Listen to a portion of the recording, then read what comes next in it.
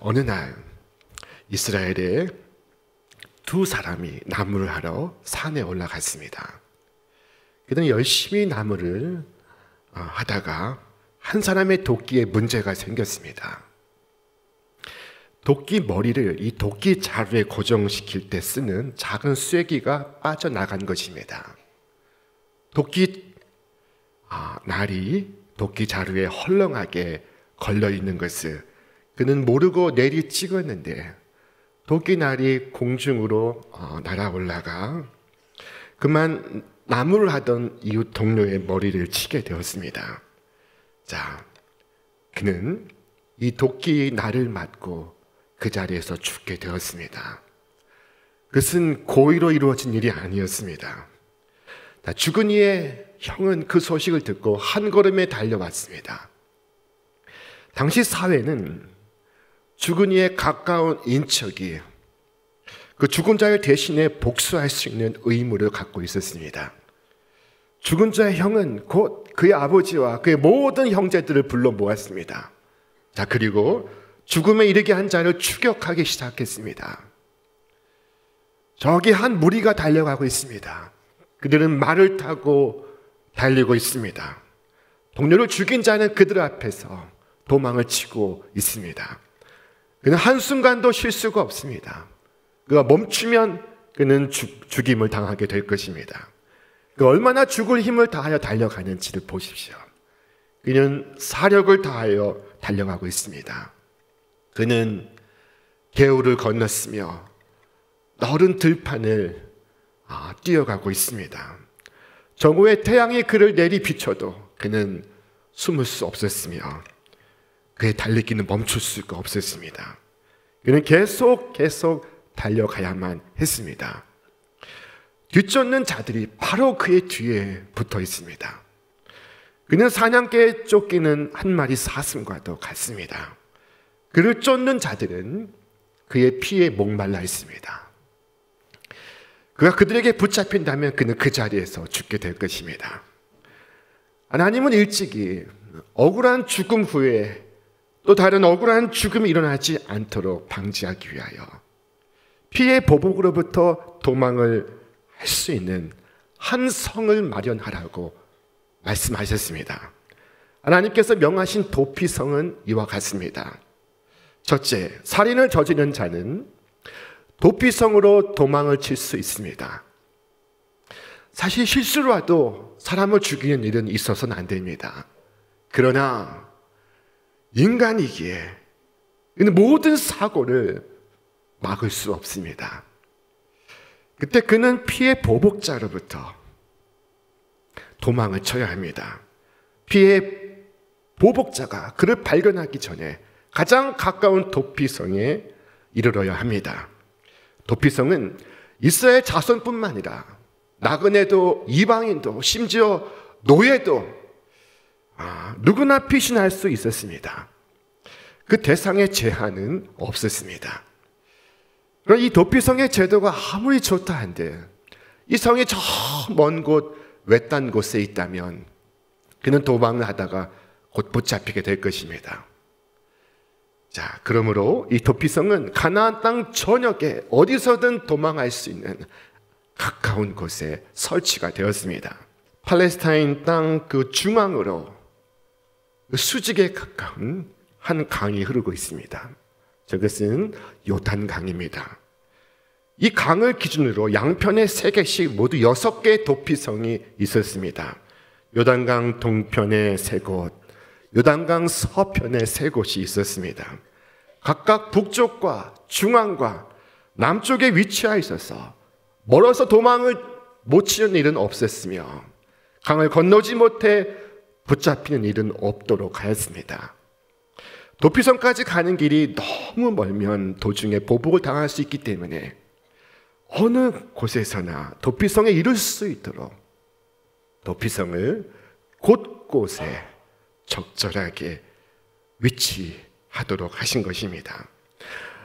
도피자는 있는 힘을 다하여 성을 향하여 달려가게 될 것입니다.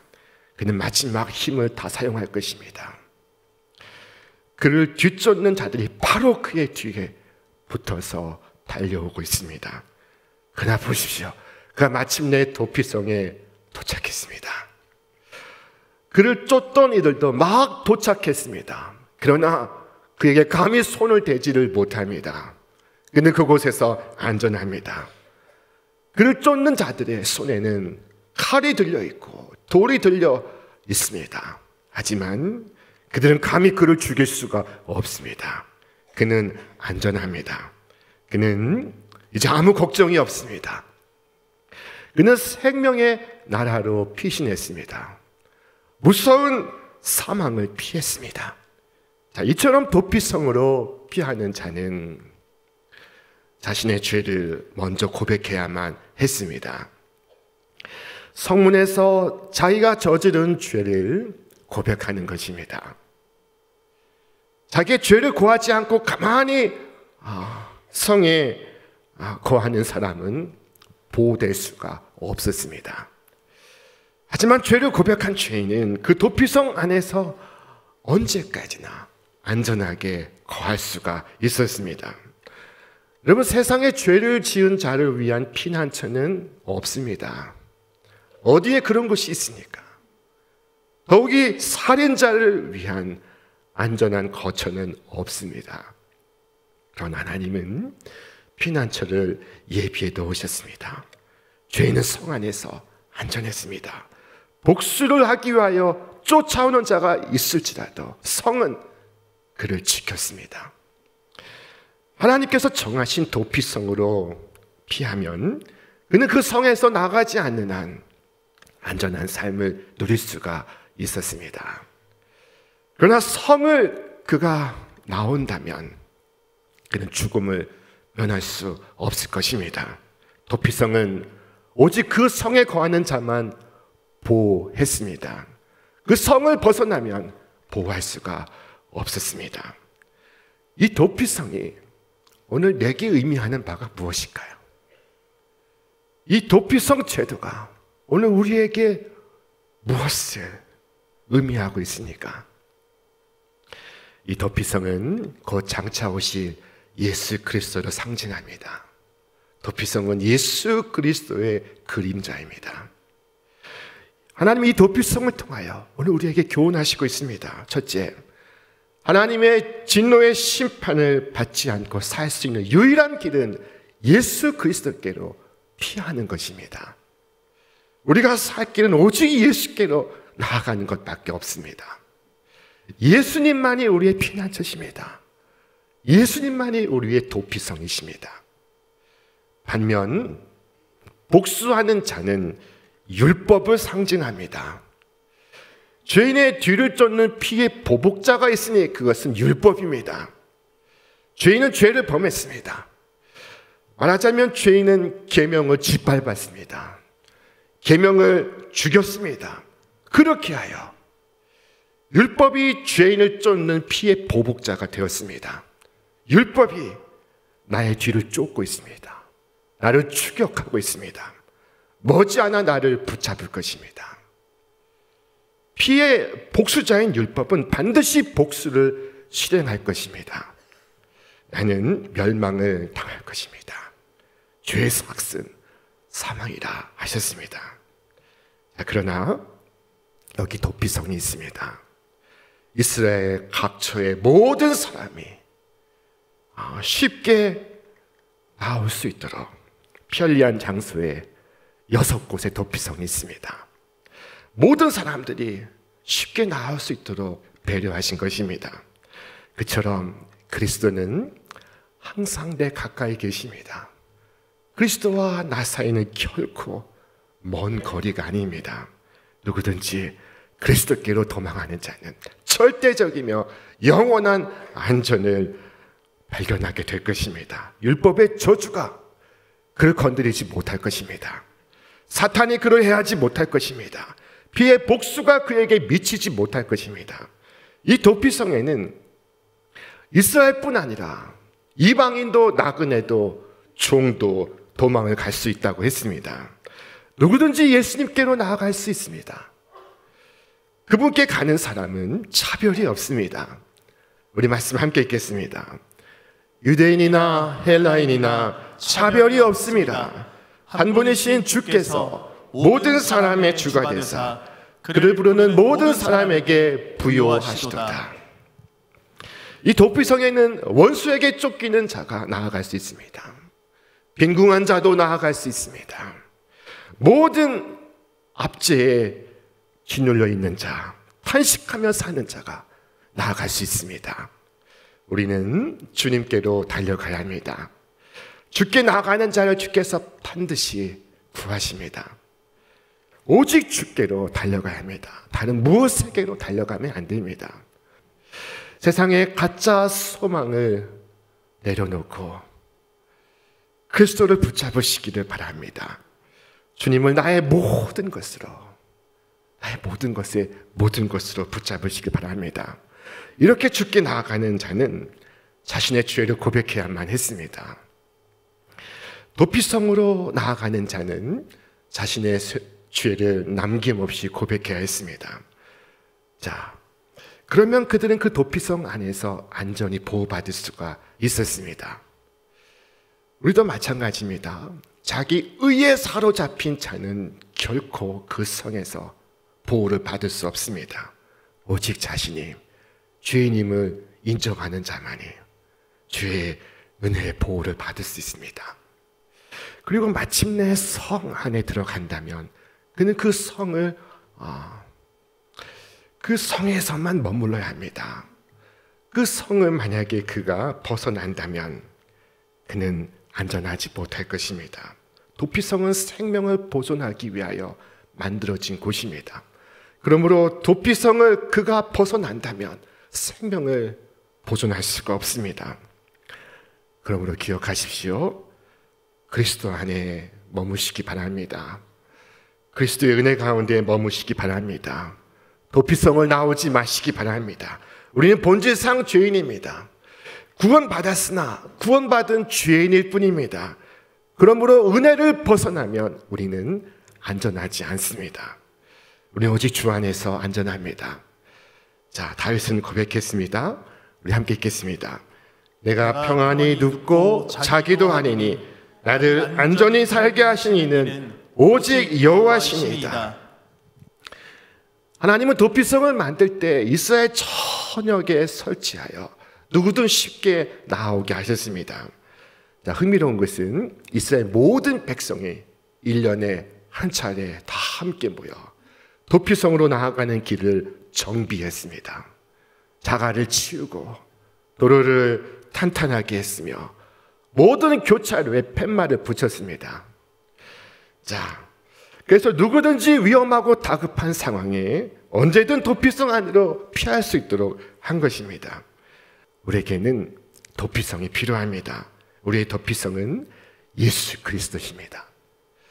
도피성은 죽어야 할 주인에게 살 길을 주며 절망하는 자에게 소망을 주며 죄인들이 도망쳐와서 다시 새 인생을 살 수 있도록 하는 곳입니다. 모든 사람은 죄인입니다. 모든 사람이 죄를 범하였음에 하나님의 영광에 이르지 못하였다고 했습니다. 그리고 죄의 삭은 사망입니다. 그 죄의 값을 받아내기 위하여 죽음의 청부업자인 사탄이 우리를 추격하고 있습니다. 자, 다윗은 기도했습니다. 우리 말씀 같이 읽겠습니다. 여호와 내 하나님이여, 내가 주께 피하오니 나를 쫓아오는 모든 자들에게서 나를 구원하여 내소서. 건져낼 자가 없으면 그들이 사자같이 나를 찢고 뜯을까 하나이다. 다윗은 왕이었으나, 그는 왕궁에 거했으나 그는 언제나 주님께로 피하기를 원했습니다. 그의 가장 안전한 도피처는 그의 왕좌도, 그의 보좌도, 그의 지위도, 그의 부유도 아니었습니다. 그의 안전한 거처는 여러분 하나님 안에 있었던 것입니다. 하나님 안에서의 한날이 다른 곳에서의 첫날보다 낫습니다. 이 땅에서 괴롭고 힘겹고 두렵고 불안하고 외롭고 고나고 지칠 때 여러분 주께로 달려가시기를 바랍니다. 오직 예수 안에 참된 평화가 있으며 참된 소망이 있으며 기쁨이 있으며 참된 삶이 있습니다. 예수님은 참된 도피성입니다. 예수님 하나님이 정하신 도피성입니다. 자, 성경은 말씀합니다. 우리 함께 읽겠습니다. 하나님이 세상을 이처럼 사랑하사 독생자를 주셨으니 이는 그를 믿는 자마다 멸망하지 않고 영생을 얻게 하려 하심이라. 사랑하는 여러분, 오늘 말씀은 이스라엘 나무꾼들을 위한 말씀이 아닙니다. 이 말씀은 21세기 대한민국 서울을 살아가는 우리 모두를 위한 말씀입니다. 이 말씀은 나를 위한 말씀입니다. 나를 위한 약속으로 받으시길 주의 이름으로 축원합니다. 어느 대기업에 다니는 김 부장은 건강에 큰 시련을 겪게 되었습니다. 자, 가슴이 답답하고 목이 조이는 것 같아서 그는 숨을 쉴 수가 없었습니다. 그는 소화불량에 불면증까지 겪고 있습니다. 여러 병원으로 진찰을 받았으나 단순히 신경성이라는 것 외에는 어떠한 병명도 알지 못했으며 그의 증세는 나아지지 않았습니다. 그는 대기업을 다니는 간부였지만 건강상의 문제로 직장에 휴직을 했습니다. 그리고 여러 병원에 진찰을 받으러 갔습니다. 이번에 그를 진찰한 의사는 조금 다른 약을 처방해 주었습니다. 여기에 적힌 약은 약국에서 구할 수 없는 약이니 집에 돌아가서 자기 전에 읽어보라고 의사가 말해 주었습니다. 이 신사는 집으로 돌아와서 모두가 잠든 밤에 그 처방전을 꺼내어 읽어보았습니다. 그 처방전에는 이렇게 적혀 있었습니다. 처방전, 귀하의 신속한 쾌유를 바라며 다음과 같이 처방합니다. 처방약, 구약, 시편 23편. 용법 및 용량, 매일 하루 5번씩 천천히 묵상하십시오. 꾸준히 복용하셔야 효과를 볼 수 있습니다. 이 김 부장은 이 처방전을 받아들고 의사가 자신을 두고 장난하는 것 같아서 화가 났습니다. 처방전을 던졌습니다. 그러나 잠을 이룰 수 없는 그 밤, 그는 거실을 서성이다가 책장에 먼지 묻은 성경을 꺼내어 시편 23편을 찾아보았습니다. 이 시편 23편이 어떻게 시작됩니까? 여호와는 나의 목자시니 내가 부족함이 없으리로다. 그가 나를 푸른 풀밭에 누이시며 쉴 만한 물가로 인도하시는 도다. 자, 그가 이 말씀을 읽는 순간 그 무엇인가 그의 심장에 꽂히는 것이 있었습니다. 그는 어린 시절 너무 가난했습니다. 친구를 만나면 비교가 되어서 창피했습니다. 그의 마음에 수치감이 있었습니다. 그는 부모님처럼 가난해질까 봐 두려웠습니다. 사람들에게 무시를 당하며 살까 두려웠습니다. 무서우면 도망을 가는 법입니다. 그는 죽기 살기로 달렸습니다.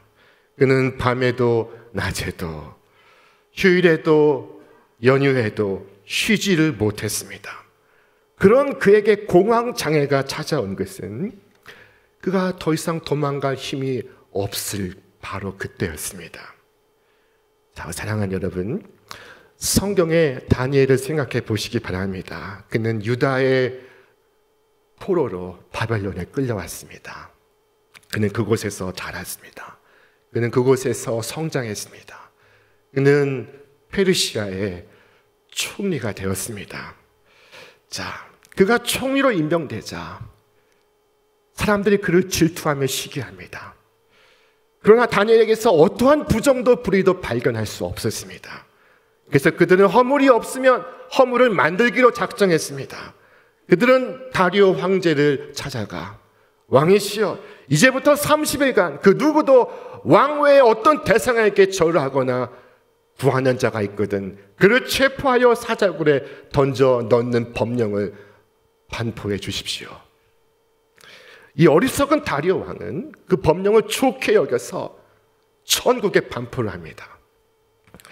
자, 그러나 그는 그것이 곧 자기가 총애하는 다니엘을 잡기 위한 간신들의 계략인 것을 알게 되었습니다. 하지만 왕은 그 자신이 반포한 법을 다시 철회할 수가 없었습니다. 다니엘은 결국 사자굴에 던져지게 되었습니다. 그를 아꼈던 왕은 잠을 이룰 수가 없었습니다. 그럼 이튿날 새벽 다니엘을 보러 갔습니다. 그런데 놀라운 장면을 목격했습니다. 사자들이 다니엘에게 다가서지 못하고 있습니다. 다니엘의 모습을 보십시오. 그가 겁에 질려 있습니까? 그가 두려움에 떨고 있습니까? 그가 불안에 시달리고 있습니까? 그렇지 않습니다.